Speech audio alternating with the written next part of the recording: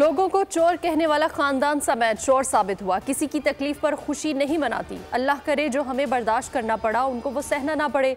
मरियम नवाज का जफरवाल में जलसे से खिताब। कहा बड़ी बड़ी साजिशें की गई मगर मुखालिफिन थे। नवाज शरीफ आज भी हैं। फितने को पाकिस्तान तबाह करने और शर फैलाने के लिए लाया गया था। बिल्डिंग्स के लेंटर उतर जाते हैं, इनकी टांग से प्लास्टर नहीं उतरा। एहसन इकबाल बोले नवाज शरीफ के लोगों के दिलों से निकाला नहीं जा सकता। आज पता चल गया चोर कौन था।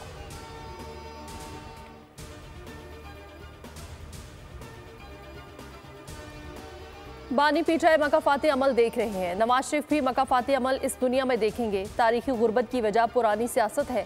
बिलावल भुट्टो का मालाकंड में जलसे से खिताब। कहा बानी पीटीआई कहते थे कि वो रुलाएंगे मगर खुद रो रहे हैं।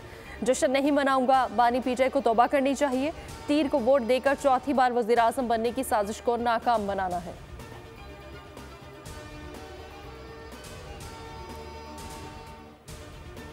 कौमी खजाने में खयानत। बानी पीटीआई तोशाखाना चोरी के मुजरिम साबित। बानी पीटीआई और बुशरा बीबी को 14 साल कैद बामुशक्कत।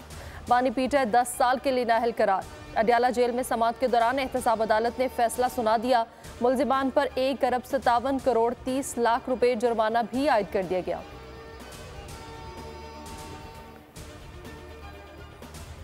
तोशाखाना केस में दौरान समाअत बानी पीटीआई की अदालत में हाजिरी। बुशरा बीबी पेश ना हुई। अदालत ने बानी पीटीआई की हाजिरी लगाई। इस्तिफसार किया आपका 242 का बयान कहाँ है। बानी पीटीआई ने जवाब दिया बयान मेरे कमरे में है, मुझे तो सिर्फ हाजिरी के लिए बुलाया गया था। बानी पीटीआई अदालत से गए और वापस ना आए। डिप्टी सुपरिटेंडेंट से कह दिया जब तक वुगला नहीं आ दे अदालत नहीं आऊँगा, जिस पर जज ने अदालती एहलकार को केस के टाइटल की आवाज़ लगाने की हिदायत कर दी।